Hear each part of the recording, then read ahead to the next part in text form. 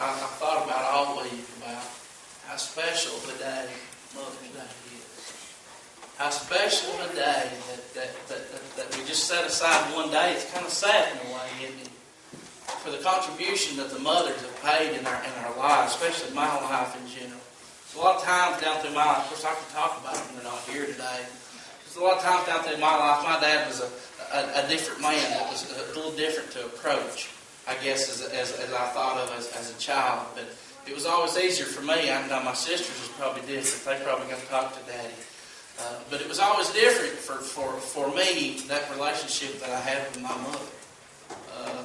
When there was somebody to talk to, somebody to cry with, somebody to rejoice with, there was always Mama there. You know, and I know some of you are probably here today thinking the same thing, and I found this saying that says mothers are teachers, mothers are disciplinarians, mothers are cleaning ladies, some mothers are gardeners, mowers of the lawn. Some mothers understand that baking cookies is important too. It says mothers are nurses and doctors, psychologists, chauffeurs and coaches. Mothers are developers of personalities, molders of vocabularies, and shapers of attitudes.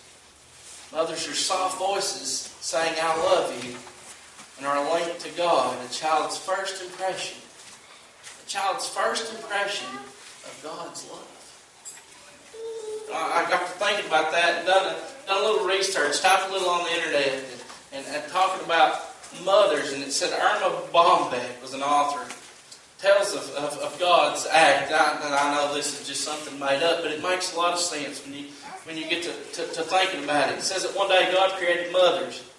He'd already worked long over time, and an angel said to him, Lord, are you sure you're not spending too much time on this one? Lord turned and said, have you ever read the specs on this model? She's supposed to be completely washable, but not plastic.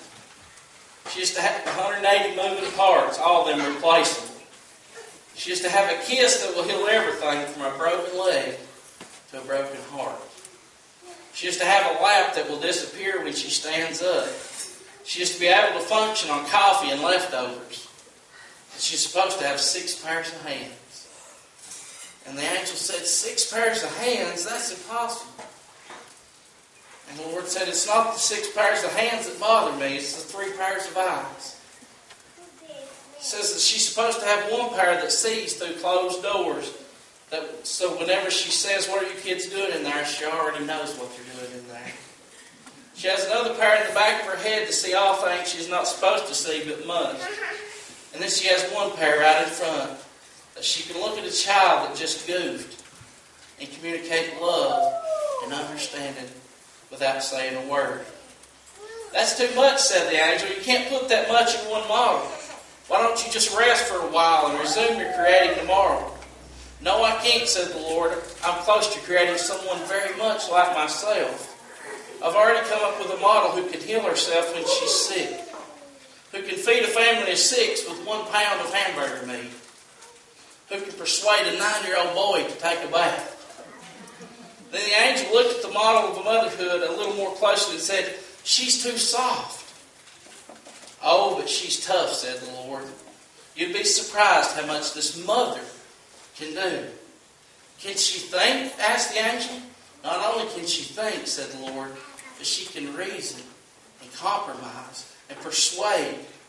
Then the angel reached over and touched her cheek, and she said, this one has a leak. He said, I told you couldn't put that much into 1 model. He said, no, that's exactly how it's supposed to be. That's a tear. What's a tear for? Asked the angel. Well, a tear can mean a lot of things. Mostly for joy, for sadness, for sorrow, for disappointment, and for pride. You know, when I read that and I thought, how great of a definition of a mother that right there really is. You know, God really created a special thing when He created a mother. But let's read about a mother in the Bible this morning in Matthew chapter 20. If you got your Bibles, turn over to Matthew chapter 20. We're going to start reading in verse 20. Matthew chapter 20, verse 20, it says, Then came to him the mother of Zebedee's children with their sons, worshiping him and desiring a certain thing of him. said unto her, What wilt thou? She saith unto him, Grant these that my 2 sons may sit, the one on the right hand and the other on thy left in thy kingdom. But Jesus answered and said, You know not what ye ask. Are ye able to drink of the cup that I shall drink of, and to be baptized with the baptism that I am baptized with? They say unto him, We are able. And he saith unto them, Ye shall drink indeed of my cup, and be baptized with the baptism that I am baptized with. But to sit on my right hand and on my left is not mine to give, but it shall be given to them for whom it is prepared of my Father.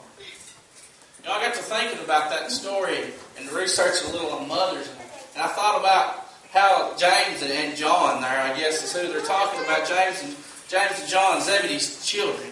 I'm going to call her Mrs. Zebedee because it doesn't give her a name. Well, Mrs. Zebedee come walking up, and I can imagine her dragging the 2 boys by the hands, walking in front of them. I can see the old boys, kind of like we would be if Mom was dragging us up in front of somebody important, almost embarrassed, thinking, what in the world is my mother fixing to do to me? She's fixing to embarrass me in front of this very important man named Jesus. And I'm sure they were kind of shuffling their feet behind her because they didn't know exactly what was going on, what the mother was going to do. You see, that mother was a very important part, a very crucial part in their life. See, mothers today, that woman should be an example because that woman, that Mrs. Zebedee, wanted the best for her 2 children. She wanted the best for them, that she could give them to Jesus. She wanted them to be an important figure in their place. She wanted them to serve God like they were supposed to. She didn't want them to just stand on the sidelines and be doorkeepers or whatever. She wanted them to be important. She wanted them to work for the Lord. When she went to bed at night, I'm sure she prayed. How many mothers have went to bed and prayed themselves to sleep at night with their kids? How many mothers have went to bed crying at night, worried about their kids? There's probably a lot here that's done that. I'm sure Mrs. Deputy done the same thing, wanting her kids to be true servants of God. You see, that was important for her, just the same as it should be important for our mothers, for everybody, fathers, mothers in here today. That we should want the best from our children, that we should want them to serve God. You know, it's not so much that we want our children to do well in society and to have the things that they need. But it's not as important as to what kind of vehicle they drive.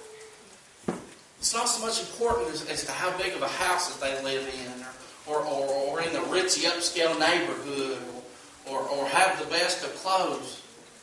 What's really important is do they know Jesus.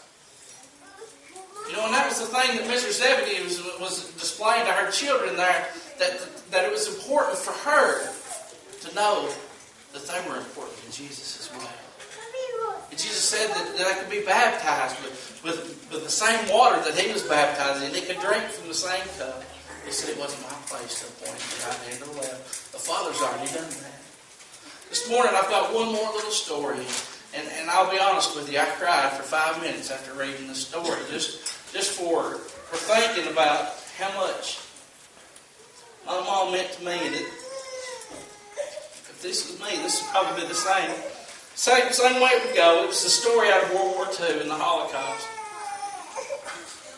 But talking about a man named Solomon Rosenberg was his name. He said that he was captured in a concentration camp. And the story of the concentration camp was, as long as you do your work, you're permitted to live. When you didn't do your work, they exterminated you. They killed you. It said every day Solomon Rosenberg was there with his wife and his 2 kids and his mother and father. It said every day they would leave out from work. And after work of the day, they would come back and search and find until they found their whole family, and then they would huddle together and pray. Pray that they could get out of that place.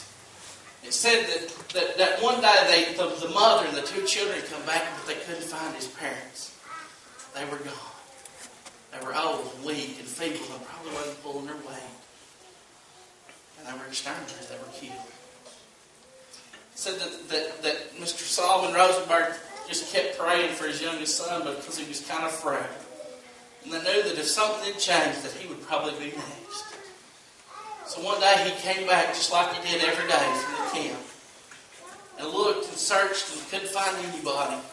And finally found his eldest son sitting over in the corner crying and praying. He said, "Son, tell me it ain't so." He said, "It is, Daddy." He said, "They come for Bubby this morning." So they come for Bubby this morning. And he said, "Well, what about your mama?" He said, "Daddy, Bubby started crying." And he said, "I'm scared. I can't go." And he said, "Mama grabbed him by the hand." He said, "It's all right. Don't be scared. I'm going to go with you." You know, I thought that's a true definition of a loving mother. That's the definition of a mother that would lay down her life. But this morning, folks, I'm telling you about a man. I want to tell you about a man that laid down his life for you. A man that's willing this morning to grab you by the hand just the same way as that mother did in that story. Just the same way that mama did. He wants to grab you by the hand and say, "It's all right. It's all right. I'll go with you. All the way, even to the end of the world, I'll go." If you'll just reach out and grab my hand, church, this morning, as we stand and Debbie comes to the piano. I want you to examine your lives this morning and see that hand reaching out to you. Just like in that story, it said, "It's okay. It's okay. I'm willing to go with you. I'm willing to go with you. All you got to do is rely on me. All you got to do is be willing to grab my hand, to clutch my hand, and say, I'll go with you. I'll go with you, Lord, because I know that you're the only way. I've tried things my way and it just doesn't work. I've tried things my way and it doesn't work out right. It doesn't work. Lord, I'll go with you because I know your way's right. You're perfect. Lord, there's never been another perfect person here on earth but Him. He's the only one that ever was. Folks, I ask you just to reach out and grab that hand and take that hand. This morning, if there's a decision that you need to make in your life, and you've kind of swayed away from Him, in your life, and you say, Micah, I want to rededicate my life to the Lord. Because I know that He's the way. He's the way. And there's no other way than by Him. There's no other way, folks, that we can be saved except by Him and through Him. This altar's open this morning if somebody needs to pray. Maybe there's somebody in your life that hasn't made a decision to follow Jesus, to reach out and grab that hand. Become a Christian. Maybe you need to pray for them. Maybe you need a burden for them this morning. That they can make things right before it's too late.